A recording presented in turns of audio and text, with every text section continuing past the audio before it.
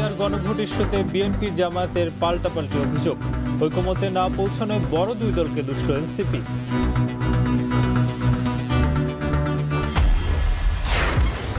জুলাই সনদ নিয়ে রাজনৈতিক দলগুলোর সঙ্গে আর আলোচনা নয়, সিদ্ধান্ত দেবে এবার সরকার, মানতে হবে সবাইকে, জানালেন উপদেষ্টা রিজওয়ানা। জনগণের প্রত্যাশাও তো আমাদের কাছে কিছু আছে, সেগুলো বিবেচনায় নিয়ে, রাজনৈতিক দলগুলোর ভাবনা বিবেচনায় নিয়ে সরকার নিজে ভালো মনে করে সরকার সেই সিদ্ধান্ত নেবে। আগের আসনই থাকছে বাগেরহাট, গাজীপুরে 10 ফেব্রুয়ারির মধ্যে ভোট। কুমিল্লা ইসি আনোয়ারুল, টাঙ্গাইলে নির্বাচন অফিস ভাঙচুরে বিএনপি নেতাসহ 120 জনের বিরুদ্ধে মামলা। ঢাকায় নিম্ন আদালতের সামনে দুর্বৃত্তের গুলিতে শীর্ষ সন্ত্রাসী মামুন নিহত। বালুমহল নিয়ন্ত্রণে চট্টগ্রামে বিএনপি কর্মী হাকিম হত্যাকাণ্ড, গ্রেফতার 6।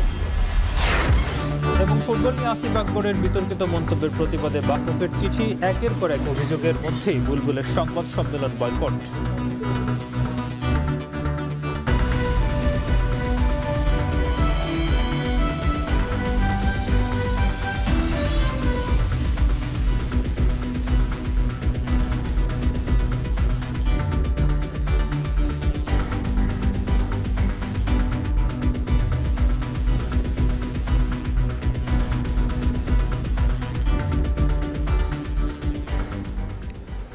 স্বাগত। এখন সন্ধ্যায় পুরো আয়োজন জুড়ে সঙ্গে আছি আমরা দুজন, আমি নাজমুস তাকিব এবং আমি শরীফ রওশন। জামায়াত নানা অজুহাতে দেশকে অস্থিতিশীল করার চেষ্টা করছে বলে অভিযোগ করেছেন বিএনপির মহাসচিব মির্জা ফখরুল ইসলাম আলমগীর। বিকেলে ঠাকুরগাঁওয়ে নেতাকর্মীদের সঙ্গে মত বিনিময় সভায় এ মন্তব্য করেন তিনি। এর আগে আরও দুটি অনুষ্ঠানে নির্বাচন পিছিয়ে দেওয়ার চক্রান্ত চলছে বলেও অভিযোগ করেন তিনি। দিনের কয়েকটি অনুষ্ঠানে যোগ দিয়ে ঠাকুরগাঁও সদর আসনের মানুষের ভোট প্রার্থনা করেন ফখরুল। বিস্তারিত জানাচ্ছেন মোকাররম হোসেন। ত্রয়োদশ জাতীয় সংসদ নির্বাচনের পর আর ভোটে দাঁড়াবেন না এমন ঘোষণা আগেই দিয়েছেন বিএনপি মহাসচিব মির্জা ফখরুল ইসলাম আলমগীর। তাই রাজনৈতিক জীবনের শেষ নির্বাচনে ভোট প্রার্থনায় নিজ নির্বাচনী এলাকা ঠাকুরগাঁও সদরের শহর, উপশহর আর জনপদ চষে বেড়াচ্ছেন বর্ষিয়ান এই রাজনীতিবিদ। পাচ্ছেন জনগণের অভূতপূর্ব সাড়াও। জাতীয় রাজনীতির গুরুত্বপূর্ণ চরিত্র মির্জা ফখরুল ইসলাম আলমগীরের নিজ এলাকায় নির্বাচনী সফরের সকাল শুরু হয় বীর মুক্তিযোদ্ধা ও মুক্তিযোদ্ধা সন্তানদের সঙ্গে মতবিনিময়ের মাধ্যমে।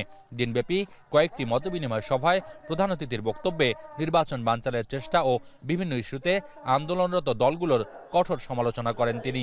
বিকেলে সদর উপজেলার রুহিয়া উচ্চ বিদ্যালয় মাঠে দলীয় অনুষ্ঠানে প্রধান অতিথির বক্তব্যে মির্জা ফখরুল অভিযোগ করেন জামায়াত বিভিন্ন অজুহাতে দেশকে অস্থিতিশীল করার চেষ্টা করছে, জনগণ এগুলো বরদাস্ত করবে না বলেও হুঁশিয়ারি দেন তিনি।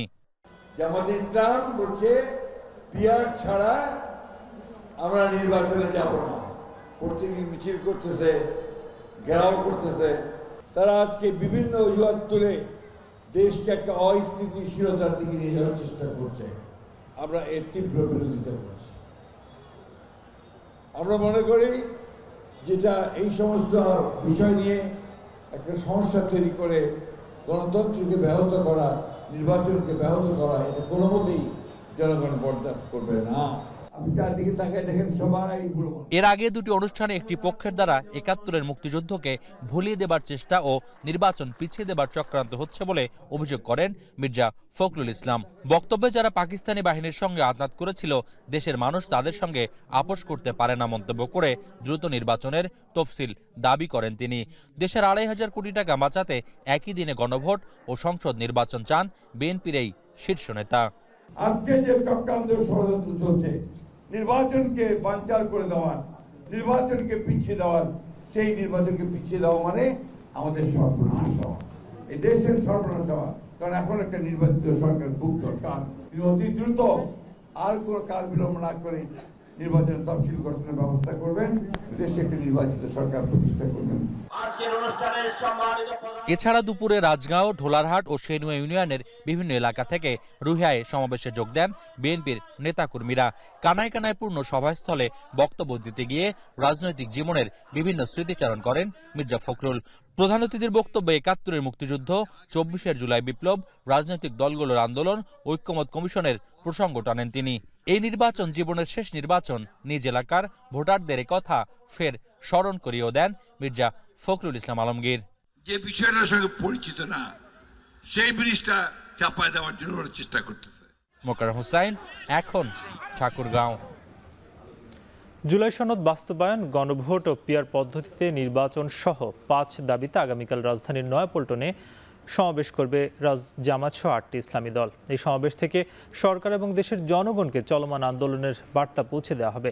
সোমবার সন্ধ্যায় পুরানা পল্টন ইসলামী আন্দোলন বাংলাদেশের কেন্দ্রীয় কার্যালয়ে 8টি ইসলামী দলের বৈঠক শেষে যৌথ প্রেস ব্রিফিংয়ে কথা জানান জামায়াতের সহকারী সেক্রেটারি জেনারেল হামিদুর রহমান আজাদ। তিনি বলেন, যারা বলে গণভোট সংবিধানে নেই তারা মূলত ফ্যাসিবাদকে সমর্থন করে। সংবিধানের চেয়ে জনগণের অভিপ্রায় অধিক গুরুত্বপূর্ণ। বিএনপি ইসলামী দলগুলোর ডাকে সাড়া না দিলেও বিএনপি ডাকলে ইসলামী দলগুলো আলোচনায় বসবে বলে জানান তিনি। সংবিধান মানলে 26 সালে নির্বাচন আয়োজন সম্ভব না, সে অনুযায়ী 5 বছর পূরণের জন্য অপেক্ষা করতে হবে বলে মনে করেন হামিদুর রহমান আজাদ। এটা রাজধানী কেন্দ্রিক সমাবেশ। রাজধানী এবং তার আশপাশ এলাকা থেকে জনগণই সাধারণত এই ধরনের সমাবেশে অংশগ্রহণ করে। আমরা দেশভিত্তিক সমাবেশের ডাক দিতে পারতাম। আমরা সরকারকে বোঝাতে চাই, রাজধানীর সমাবেশ দিয়েই যদি সরকার মেসেজ নিতে পারে, দেশবাসী যদি বোঝাতে পারে, বুঝতেও পারে, তাহলে আমরা মনে করি এই সমাবেশেই একটা বড় ধরনের মতামত উঠে আসবে, জাতির উদ্দেশ্যে একটা নির্দেশনা এখানে তৈরি হইতে পারবে, জনমত তৈরি হইতে পারবে।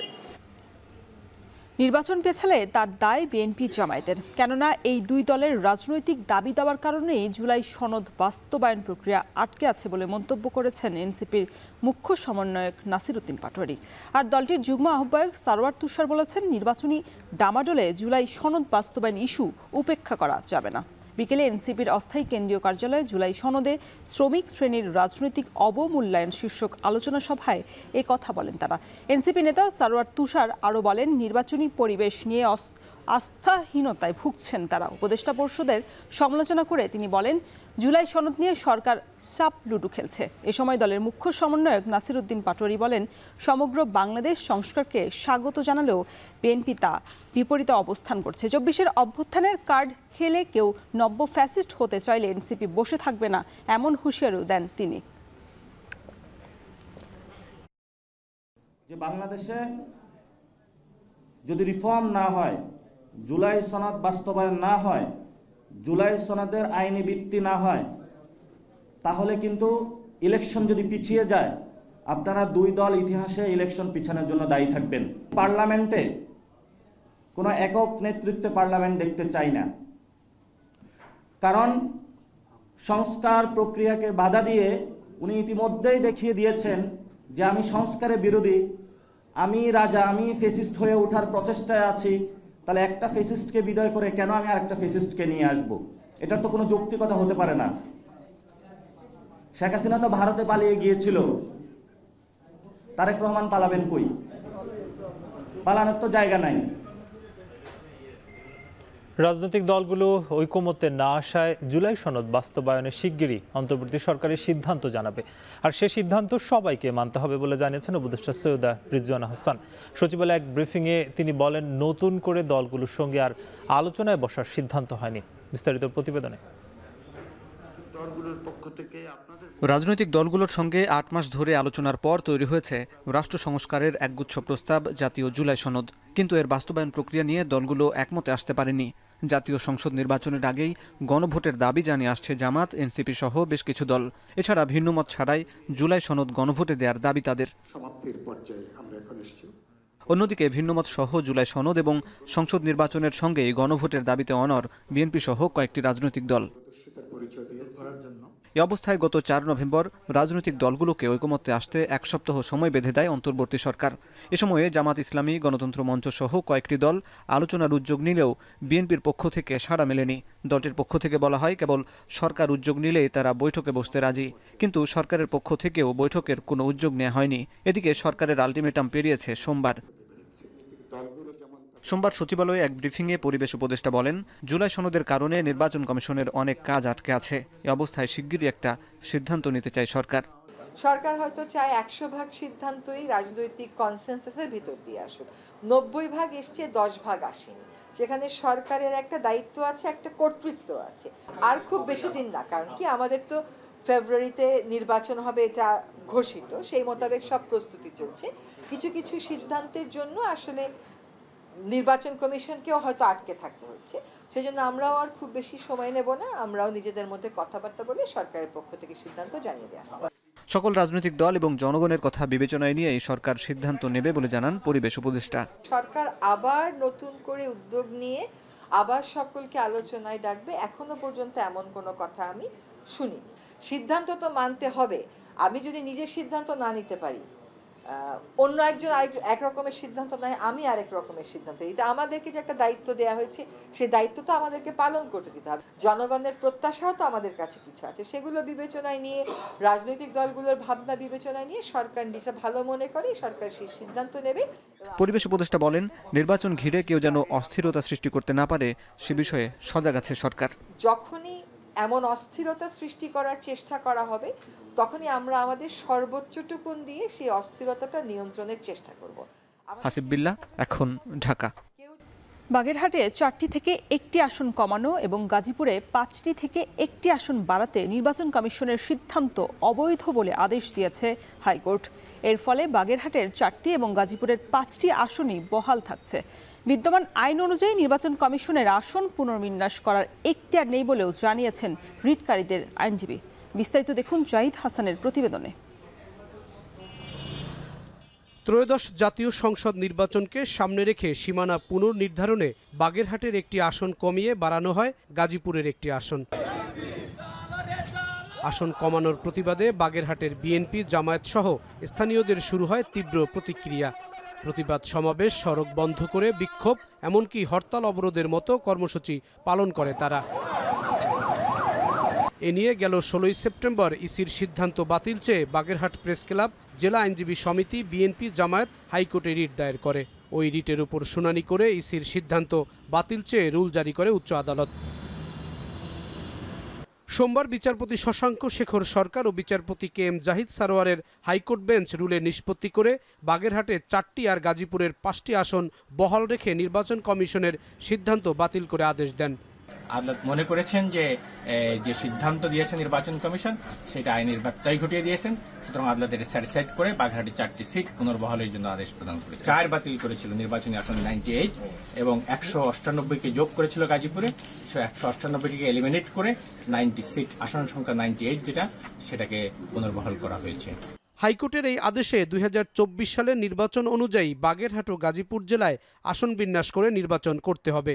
গাজীপুরে 2024 সালে নির্বাচনের সময় যে বিন্যাসটা ছিল সেভাবে নির্বাচন হবে এবং বাগেরহাটে 2024 সালে যে 4টে সিট ছিল, বাগেরহাট সদর এবং কচুয়া মিলে বাগেরহাট 2, মোল্লারহাট, চিতলমারি, ফকিরহাট মিলে বাগেরহাট 1, রামপাল, মোংলা মিলে বাগেরহাট 3 এবং মোরেলগঞ্জ, শরণখোলা মিলে বাগেরহাট 4, এইভাবে নির্বাচন হবে। হাইকোর্টের এই আদেশের বিরুদ্ধে আপিল করার সিদ্ধান্ত এখনো নেয়নি নির্বাচন কমিশন।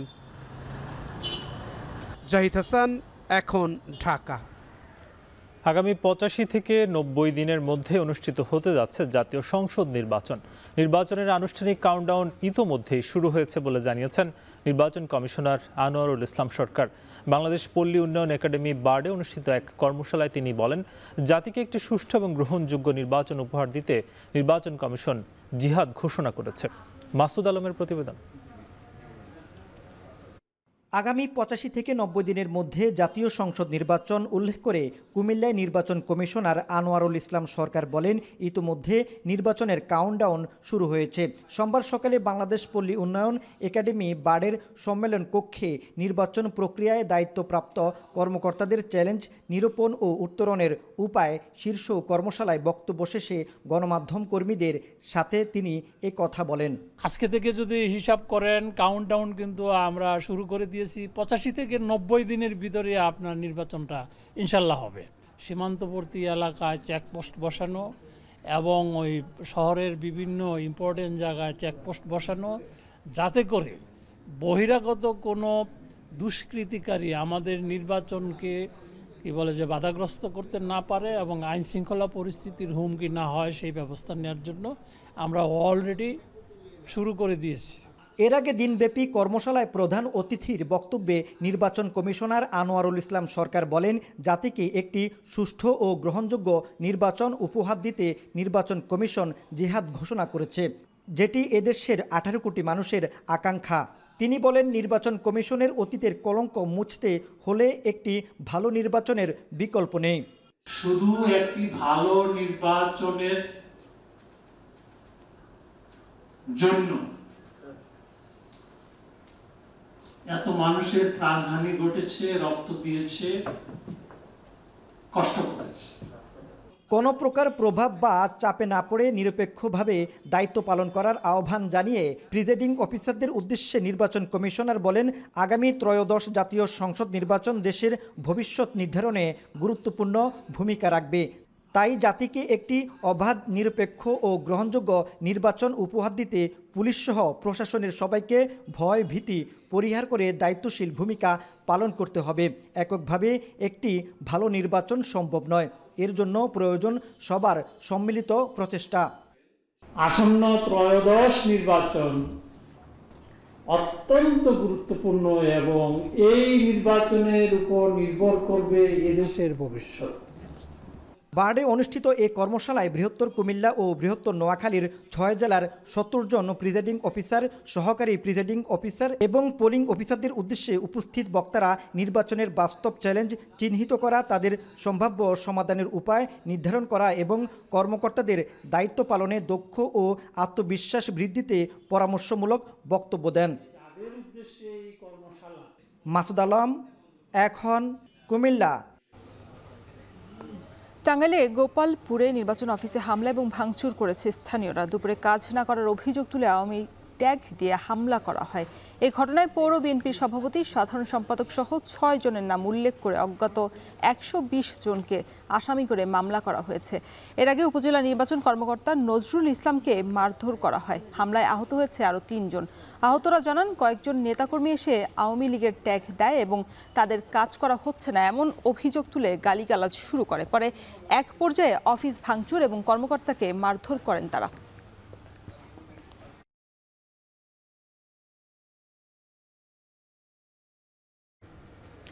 দিনে দুপুরে রাজধানীর পুরান ঢাকায় দুর্বৃত্তের ছোড়া গুলিতে শীর্ষ সন্ত্রাসী মামুন নিহত হয়েছে। এছাড়া রাজধানীর অন্তত 2টি জায়গায় বাসে আগুন এবং বেশ কয়েকটি জায়গায় ককটেল বিস্ফোরণ ঘটেছে। আরিফ হোসেনের প্রতিবেদন। সকাল 10:54 পুরান ঢাকার ন্যাশনাল মেডিকেল কলেজ হাসপাতালের গেট দিয়ে একজন ব্যক্তিকে দৌড়ে ঢুকতে দেখা যায়। ওই ব্যক্তির 5 হাত পেছনেই গুলি ছুটতে দেখা যায় 2 জন ব্যক্তিকে। ফুটেজে 30 সেকেন্ডের মধ্যে 7 রাউন্ড গুলি ছুটতে দেখা যায়। এর মধ্যে গায়ে লাগে 4টি। লোকটির মৃত্যু নিশ্চিত করেই পালিয়ে যায় দুর্বৃত্তরা। পরে তাকে ঢাকা মেডিকেল কলেজ হাসপাতালে নিয়ে আসলে মৃত ঘোষণা করে কর্তব্যরত চিকিৎসক। ঢাকা মেডিকেলের মর্গে তখন স্বজনদের আহাজারি। তারা জানায়, সকালে হাজিরা দিতে আদালতে এসেছিলেন মামুন। আগে থেকে ওত পেতে থাকা দুর্বৃত্তরা আদালত থেকে বের হওয়ার সময় সুযোগ পেয়েই গুলি করে। ভাবি কোর্টে আসেন, ঢাকা মেডিকেল আসেন। ঢাকা মেডিকেলে এতটুকু আমার সিএনজি ওয়ালাটা আমার ভালোভাবে আনছেন। আমি দৌড়াইয়া হাইটটা অর্ধেক পথ আসছি, একটা ছেলে আমার নিয়ে আসছে। আমি জানি না। আজকে সে কোর্টে হাজিরা দিতে আসছিল, আমরা বাসায় ছিলাম। তার ফ্যামিলির সাথে ফোন আসছে তার ওয়াইফের কাছে, তার ড্রাইভার ফোন করছে, যে ভাবি বাইরে গুলি করছে, ঢাকা মেডিকেল নিয়ে গেছে, আমি ঢাকা মেডিকেল যাইতেছি, আপনারা আসেন। প্রায় 20 বছর জেল খেটে 2 বছর আগে জামিনে মুক্ত হয়েছিলেন মামুন। এর আগেও তেজগাঁও এলাকায় তাকে গুলি করেছিল দুর্বৃত্তরা।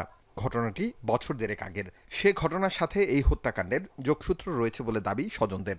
উনি প্রায় 20 বছরের উপর নিরপরাধভাবে জেলে ছিলেন, ঠিক আছে, এবং ওইখানে উনি একটু মেন্টালিও দেখা গেল যে ওনার ডিপ্রেস ছিল এবং প্রবলেমে ছিল। এত বড় একটা মানে জনবহুল এলাকায় এবং একটা হত্যাকাণ্ড, এটা আসলে মেনে নেওয়া যায় না। উনি যদি শীর্ষ সন্ত্রাসী হইতো তাহলে তার কোর্টে হাজিরা দিতে যেত না একা একা, ওনার সাথে ওনার বাহিনী থাকতো, লোকজন থাকতো।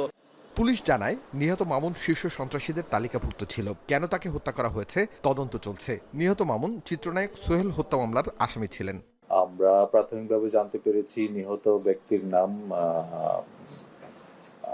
তারিক সাইফ মামুন এবং এই ঘটনার পিছনে কি কারণ রয়েছে, কারা জড়িত রয়েছে, তাদেরকে শনাক্ত করার জন্য আমরা চেষ্টা করছি।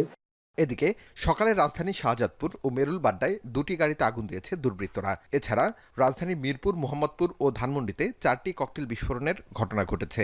রাজধানী মেরুল বাড্ডা এবং শাহজাদপুরে এখানে 2টো বাসে অগ্নিসংযোগের ঘটনা ঘটেছে। এই ঘটনাগুলো কারা ঘটিয়েছে সেগুলো আমরা বের করার চেষ্টা করছি। এর বাইরে মিরপুরে এবং মোহাম্মদপুরে ককটেল বিস্ফোরণের মতো 2টা ঘটনা ঘটেছে, সেগুলো আমরা ক্ষতি দেখছি। 13 তারিখের আওয়ামী লীগের কর্মসূচি সামনে রেখে কঠোর নজরদারি বাড়িয়েছে পুলিশ। আরিফ হোসেন, এখন, ঢাকা। রাজধানীতে বিস্ফোরণের ঘটনায় জড়িত প্রত্যেককে গ্রেপ্তারের জন্য র্যাপিড অ্যাকশন ব্যাটালিয়নের সাথে সমন্বয় করে শহর জুড়ে অভিযান জোরদার করার কথা জানিয়েছেন প্রধান উপদেষ্টার প্রেস উইং। রাজধানীর সব গির্জা এবং বিভিন্ন ধর্মীয় প্রতিষ্ঠানে নিরাপত্তা জোরদার করার কথাও জানানো হয়। সোমবার প্রধান উপদেষ্টার প্রেস উইং থেকে প্রকাশিত সংবাদ বিজ্ঞপ্তিতে এসব কথা জানানো হয়।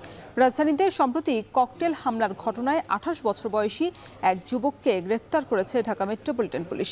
প্রাথমিক তদন্তে তাকে নিষিদ্ধ ঘোষিত ছাত্রলীগের সদস্য হিসেবে চিহ্নিত করা হয়েছে। সন্দেহভাজন ব্যক্তিকে কাকরাইলের Saint Mary's cathedral and Saint Joseph school প্রাঙ্গণে ককটেল বিস্ফোরণ সহ একাধিক ঘটনার বিষয়ে জিজ্ঞাসাবাদ করা হচ্ছে। আন্তধর্মীয় ঐক্য এবং সাম্প্রদায়িক সম্প্রীতি রক্ষায় অন্তর্বর্তী সরকারের দৃঢ় প্রতিশ্রুতি পুনর্ব্যক্ত করার কথা জানায় প্রেস উইং। ধর্মীয় সহাবস্থানে কোনরূপ বিঘ্ন ঘটানোর অপচেষ্টা হলে আইনের সর্বোচ্চ প্রয়োগ করা হবে বলেও জানানো হয় এই বিজ্ঞপ্তিতে।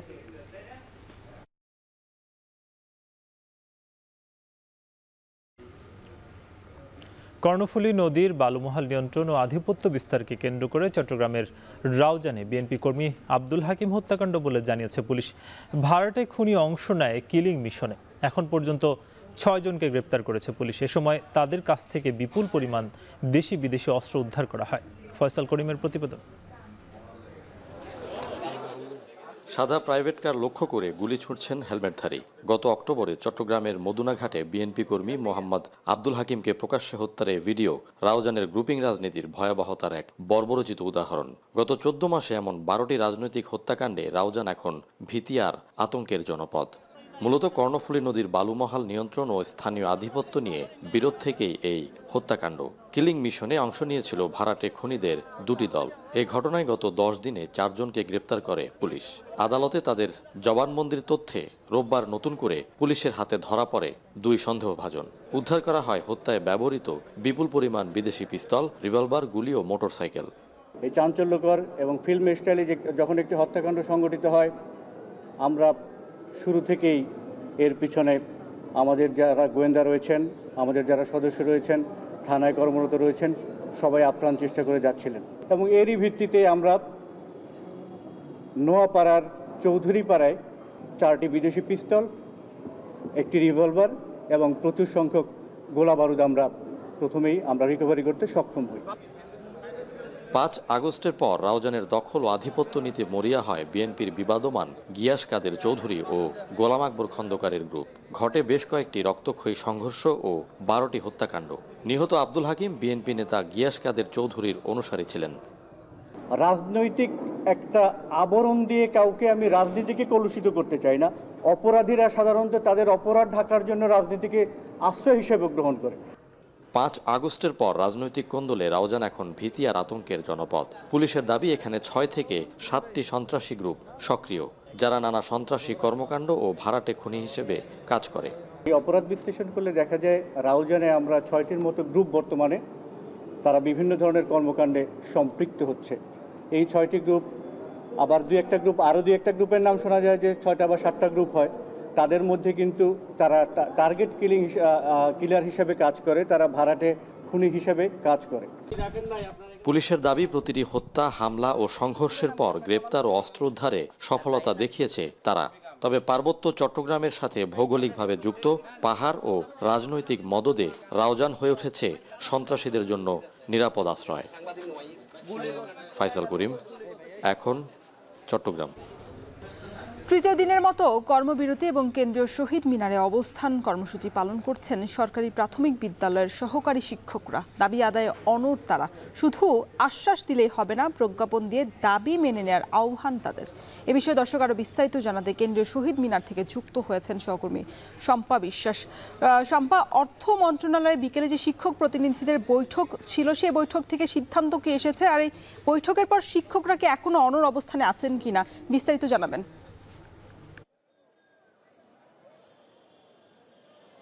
শিক্ষকরা সেই সিদ্ধান্তের জন্য অপেক্ষা করছেন। তাদের যে প্রতিনিধি দলটি গিয়েছে, সেই প্রতিনিধি দল যখন পুরো বিস্তারিত খবর নিয়ে এখানে আসবেন, তখন হয়তো জানা যাবে যে তাদের পরবর্তী পদক্ষেপ কি হবে। তারা আমাদেরকে জানিয়েছেন যে এখন পর্যন্ত আমরা তাদের কাছ থেকে যে তথ্য পেয়েছি, সেখানে জানতে পেরেছি যে তাদের একটি 10 সদস্যের প্রতিনিধি দল গণশিক্ষা এবং প্রাথমিক মন্ত্রণালয়ে এবং সেই সঙ্গে অর্থ মন্ত্রণালয়ের সঙ্গে বৈঠকে বসেছেন। সেই বৈঠকটি শুরু হয়েছে বিকেল 5টার পরে। তবে এখন পর্যন্ত পূর্ণাঙ্গ কোনো সিদ্ধান্ত সেখান থেকে আসেনি। সিদ্ধান্ত আসার পরে তাদের পরবর্তী কর্মসূচি কি হবে সেটি জানা যাবে। ইতোমধ্যে এখানে যারা অবস্থান করছেন বা আন্দোলন করছেন, তারা আমাদেরকে জানিয়েছেন যতক্ষণ পর্যন্ত তাদের 3 দফা দাবি বাস্তবায়ন না হবে, ততক্ষণ পর্যন্ত তারা এই কেন্দ্রীয় শহীদ মিনার ছেড়ে যাবেন না। সেই সঙ্গে তারা সরকারের প্রতি এবং সেই সঙ্গে শিক্ষা উপদেষ্টার প্রতি আহ্বান জানিয়েছেন যেন দ্রুত তাদের এই দাবি মেনে নেওয়া হয়। যদি মেনে নেওয়া না হয়, তাহলে আগামীকাল থেকে তারা আরো কঠোর কর্মসূচির ঘোষণা দিবেন। এখন পর্যন্ত এমনটাই তারা আমাদেরকে জানিয়েছেন। একটু জানিয়ে রাখি, গত 8 নভেম্বর থেকে তারা এখানে এই কর্মসূচির ডাক দিয়েছেন এবং অবস্থান করছেন। তারা বলছেন যে যদি দাবি আদায় না হয়, তাহলে এই অবস্থান কর্মসূচি আরো দীর্ঘ সময় ধরে চলবে। এরপর যখন তাদের উপরে আইনশৃঙ্খলা বাহিনী লাঠিচার্জ করেছে তাদের আন্দোলনে, তারপর থেকে কিন্তু তাদের অবস্থান কর্মসূচি আরো গাঢ় হয়েছে এবং সারা দেশ থেকে শিক্ষকরা তাদের সঙ্গে একাত্মতা ঘোষণা করেছেন। অনেক বিদ্যালয়ের শিক্ষকরা এখানে সশরীরে উপস্থিত হয়েছেন, বাকিরা তাদের নিজ নিজ কর্মস্থলে থেকে এই আন্দোলনের প্রতি সমর্থন জানিয়েছেন। আরেকটি বিষয় জানিয়ে রাখতে চাই, তাদের জন্য কিন্তু বেশ কয়েক দফা সরকার থেকে নানা উদ্যোগ নেওয়া হয়েছে বলে জানিয়েছেন, কিন্তু সেই উদ্যোগের কোনোটি বাস্তবায়ন করা হয়নি বলে তারা এক ধরনের আশাহত হয়েছেন এবং তারা আশা করছেন যে এইবারে অবশ্যই সরকার তাদের এই দাবি মেনে নিবে এবং যে 3 দফা দাবি রয়েছে তার মধ্যে 10ম গ্রেড বাস্তবায়ন রয়েছে প্রধানতম দাবি। এছাড়া আরো 2টি দাবি রয়েছে। তারা আশা করছেন এই দাবি দ্রুতই সরকার মেনে নিবে এবং তারা সেই আনন্দের খবর নিয়ে কর্মস্থলে ফিরে যাবেন। এই ছিল রাজধানীর কেন্দ্রীয় শহীদ মিনার থেকে শিক্ষকদের অবস্থান কর্মসূচির সবশেষ খবর। 3 দফা দাবিতে তৃতীয় দিনের মতো অবস্থান কর্মসূচি পালন করছেন প্রাথমিক বিদ্যালয়ের শিক্ষকরা। সেখানকার সবশেষ অবস্থা জানাতে আমাদের সাথে যুক্ত ছিলেন শম্পা বিশ্বাস। সোহরাওয়ার্দী উদ্যানে স্বাধীনতা স্তম্ভ নির্মাণের 3য় পর্যায়ের প্রকল্প সহ 7,150 কোটি টাকার 12টি উন্নয়ন প্রকল্পের অনুমোদন দিয়েছে জাতীয় অর্থনৈতিক পরিষদের নির্বাহী কমিটি একনেক। দুপুরে আগারগাঁও এনইসি সম্মেলন কক্ষে প্রধান উপদেষ্টা একনেক চেয়ারপারসন ডক্টর মোহাম্মদ ইউনূসের সভাপতিত্বে অনুষ্ঠিত সভায় এ অনুমোদন দেওয়া হয়। সভায় নতুন 9টি, সংশোধিত 2টি এবং ব্যয় না বাড়িয়ে মেয়াদ বাড়ানোর একটি প্রকল্প অনুমোদন দেওয়া হয়। তবে আইন, বিচার ও সংসদ বিষয়ক মন্ত্রণালয়ের ভূমি নিবন্ধন ব্যবস্থাপনা অটোমেশন প্রকল্পটি অনুমোদন না দিয়ে ফেরত পাঠানো হয়।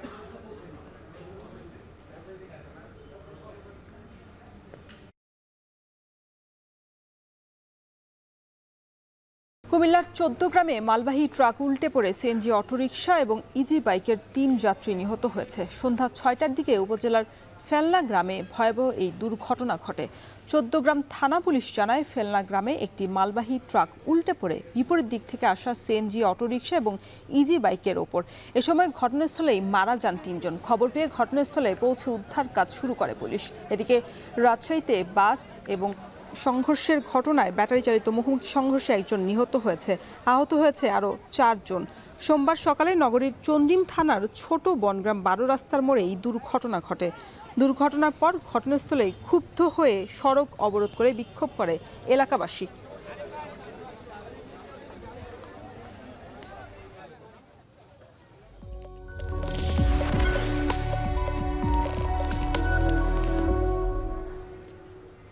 এশিয়া প্যাসিফিক অঞ্চলের 3000 চিকিৎসকদের নিয়ে ফিলিপিনের ম্যানিলায় শুরু হলো এশিয়া প্যাসিফিক সোসাইটি অব রেসপিরোলজির 29তম কংগ্রেস। বাংলাদেশ থেকে অংশ নিয়েছেন 3 শতাধিক বিশেষজ্ঞ চিকিৎসক। সেখান থেকে বিস্তারিত জানিয়েছেন মুজাহিদ শুভ।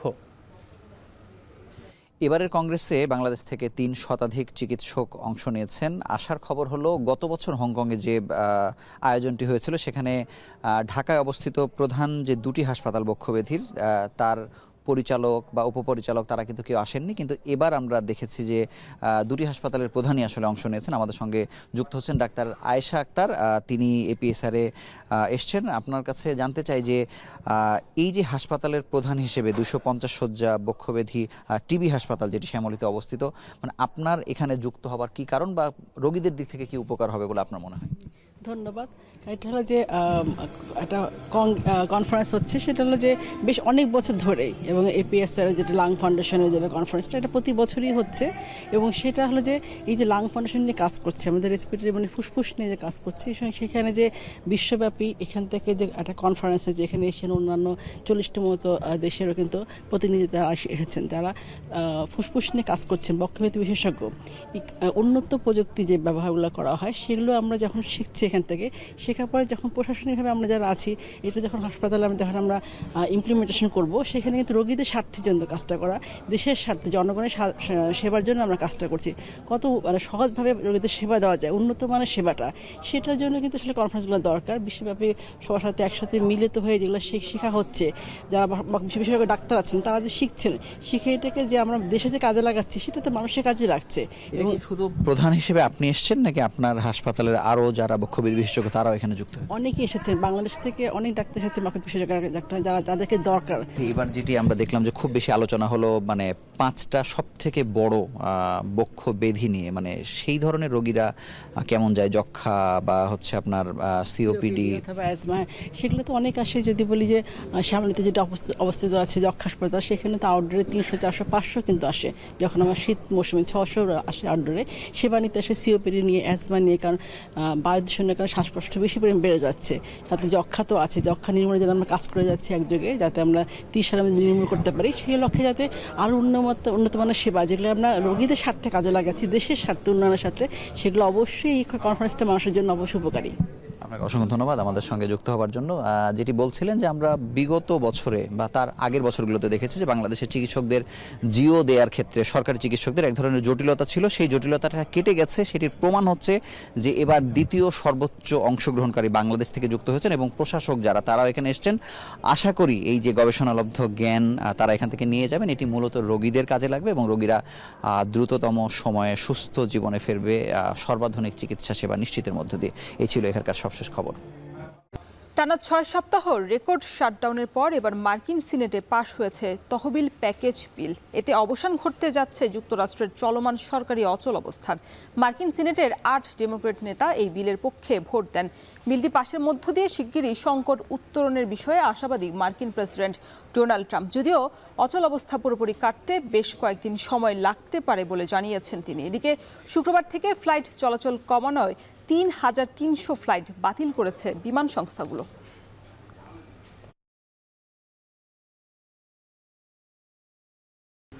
এবার খেলার খবর। বিসিবি পরিচালক আসিফ আকবরের ফুটবল নিয়ে বেফাঁস মন্তব্য, সাবেক অধিনায়ক জাহানারা আলমের যৌন নিপীড়নের স্পর্শকাতর অভিযোগ।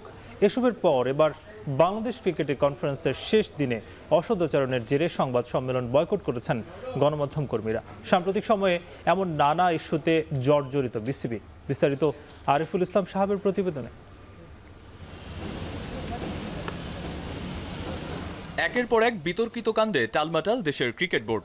গেল বিপিএল-এর ফিক্সিং কেলেঙ্কারি ঢাকতেই ত্রাহি অবস্থা। তার ওপর নারী দলের সাবেক অধিনায়ক জাহানারা আলমের যৌন নিপীড়নের গুরুতর অভিযোগে কোণঠাসা অবস্থায় পড়ে বিসিবি। জাহানারা ইস্যুতে 3 সদস্যের তদন্ত কমিটি গঠন করলেও আরও কয়েকজন সাবেক নারী ক্রিকেটারও মুখ খুলতে শুরু করায় মাথায় অভিযোগের পাহাড় চেপে বসে বোর্ড কর্মকর্তাদের কাঁধে। ফুটবলার হচ্ছে যদি থ্রো একজনের গায়ে আরেকজন লাগে, সে মিথ্যা কথা বলছে আমার থ্রো, তাই না? শুরুটাই খারাপ। এসবের মধ্যেই ক্রিকেট কনফারেন্স আয়োজন করে বিসিবি। সেখানেও তৈরি হয় নতুন বিতর্ক। ফুটবল নিয়ে বেফাঁস মন্তব্য করে বসেন বিসিবি পরিচালক আসিফ আকবর। তৃণমূলে ক্রিকেট আয়োজনে ফুটবলকে বড় বাধা উল্লেখ করা ছাড়াও ফুটবলারদের আচরণ নিয়েও প্রশ্ন তোলেন তিনি, যেটি নিয়ে এরই মধ্যে ফুঁসে উঠেছে গোটা ফুটবলাঙ্গন। বাফুফে ভবনে সাবেক ফুটবলারদের একাট্টা হয়ে প্রতিবাদ জানানোর পর বিকেলে বিসিবি সভাপতি বরাবরও চিঠি পাঠিয়েছেন ফুটবল ফেডারেশনের সভাপতি। একই সঙ্গে বিসিবির কাছে স্পষ্ট ব্যাখ্যাও দাবি করেছে বাফুফে, যদিও নিজের মন্তব্যে অটল আসিফ আকবর। এসব কাণ্ডে বেশ বিপাকে পড়া বিসিবি এবার জন্ম দিয়েছে আরেক বিতর্কিত ঘটনার। দুদিনব্যাপী বাংলাদেশ ক্রিকেট কনফারেন্সের সমাপনী অনুষ্ঠানে গণমাধ্যমকে বিজ্ঞপ্তি দিয়ে আমন্ত্রণ জানিয়েও নির্ধারিত সময়ের ঘণ্টা পার হলেও খোলা হয়নি গেট। এমনকি উক্ত সময়ে সাংবাদিকদের সাথে কোনো যোগাযোগও করেননি বিসিবির কোনো কর্মকর্তা। অবশেষে ক্রিকেট কনফারেন্সের মূল আনুষ্ঠানিকতা শেষ হওয়ার পর বোর্ড সভাপতি আমিনুল ইসলাম বুলবুল ও ক্রীড়া উপদেষ্টা হাজির হন গণমাধ্যমের সামনে। তবে ক্ষুব্ধ গণমাধ্যম কর্মীরা ব্রিফিংয়ে অংশগ্রহণে অস্বীকৃতি জানান। সুরাহা করতে এগিয়ে আসেন ক্রিকেট বোর্ডের পরিচালকরা। তবে বেশ কিছুক্ষণ যুক্তিতর্কের পরও সংবাদ কর্মীদের বোঝাতে সক্ষম হননি পরিচালকরা। পুরো আয়োজন বর্জন করেই অনুষ্ঠান স্থল ত্যাগ করেন ক্রীড়া সাংবাদিকরা। আরিফুল ইসলাম সাহাব, এখন, ঢাকা। আগামী 18 নভেম্বর এশিয়ান কাপ বাছাই ঘরের মাঠে ভারতের বিপক্ষে খেলবে বাংলাদেশ। আর তার টিকিটের মাত্র 4 মিনিটে বুক হয়ে যায় সব টিকিট। সাধারণ গ্যালারির সব টিকিট বিক্রি হয় 20 মিনিটে। সোমবার বিকেলে গণমাধ্যম কর্মীদের এমনটাই জানিয়েছেন বাফুফের কম্পিটিশন কমিটির সদস্য তাজওয়ার আউয়াল। এবারে টিকিট সুন্দর এবং স্বাভাবিকভাবেই কাটতে পেরেছেন দর্শকরা। ফুটবলে এমন সারা সামনেও অব্যাহত থাকবে বলে বিশ্বাস বাফুফের এই কম্পিটিশন কমিটির সদস্যের। এবারে টিকিট খুব স্মুথলি সোল্ড আউট হয়েছে। আমরা দেখেছি গত প্রথম 4 মিনিটে কিন্তু টিকিট সব বুক হয়ে গেছিল। যারা লগ ইন করে ক্লিক করে যে 4টা টিকিট বা 2টা টিকিট করে ওটা দেখেছি 4 মিনিটে কিন্তু সব টিকিট অলরেডি বুক হয়ে গেছিল। তারপরে আরও 10-15 মিনিট লেগেছে পেমেন্ট আসতে, অনেকগুলি ফেল হয়েছে। ওইটা আবার ফেল যেগুলি ছিল ওগুলি আবার অনলাইনে আসতে একটু সময় লেগেছে। বাট উইথিন 20 মিনিট থেকে 22 মিনিটের ভিতরে আমরা আলহামদুলিল্লাহ সব গ্যালারি টিকিট সোল্ড আউট করেছি। 100টা ক্লাব হাউসের মতন বাকি আছে আর রেড বক্সে মানে 60টার মতন বাকি আছে। ওটা ইনশাল্লাহ মানে সিস্টেমের লোকজন জেনারেট করছিল, সো মেবি ওটা আগামী 10-12 মিনিটের ভিতরে ওটাও চলে যাবে। শেষ করছি এখন সন্ধ্যা। তার আগে শিরোনামগুলো জানাবো আরও একবার। পিআর গণভোট ইস্যুতে বিএনপি জামায়াতের পাল্টাপাল্টি অভিযোগ। ঐকমত্যে না পৌঁছানোয় বড় দুই দলকে দুষল এনসিপি। জামাতে ইসলাম বলছে পিআর ছাড়া আমরা নির্বাচনে যাব না। জুলাই সনদ জারি, গণভোট নির্বাচনের আলোকে পৃথকভাবে হবে। তাহলে এখানে ফুল স্টপ করলে কিন্তু জটিলতা হয় না। বিএনপি আর হলো জামায়াত, ওনারা স্বাক্ষর করবে, কিন্তু বাস্তবায়নের দিক কি সেটা হলো পরে দেখা যাবে। জুলাই সনদ নিয়ে রাজনৈতিক দলগুলোর সঙ্গে আর আলোচনা নয়, সিদ্ধান্ত দেবে সরকার, মানতে হবে সবাইকে, জানালেন উপদেষ্টা রিজওয়ানা। জনগণের প্রত্যাশাও তো আমাদের কাছে কিছু আছে, সেগুলো বিবেচনায় নিয়ে রাজনৈতিক দলগুলোর ভাবনা বিবেচনায় নিয়ে সরকার যেটা ভালো মনে করে সরকার সেই সিদ্ধান্ত নেবে। আগের আসনেই থাকছে বাগেরহাট, গাজীপুরে 10 ফেব্রুয়ারির মধ্যে ভোট। কুমিল্লা ইসি আনোয়ারুল। টাঙ্গাইলে নির্বাচন অফিস ভাঙচুরে বিএনপি নেতাসহ 120 জনের বিরুদ্ধে মামলা। ঢাকায় নিম্ন আদালতের সামনে দুর্বৃত্তের গুলিতে শীর্ষ সন্ত্রাসী মামুন নিহত। বালুমহল নিয়ন্ত্রণে চট্টগ্রামে বিএনপি কর্মী হাকিম হত্যাকাণ্ড, গ্রেফতার 6। এবং ফুটবল নিয়ে আসিফ আকবরের বিতর্কিত মন্তব্যের প্রতিবাদে বাফুফের চিঠি। একের পর এক অভিযোগের মধ্যেই বুলবুলের সংবাদ সম্মেলন বয়কট।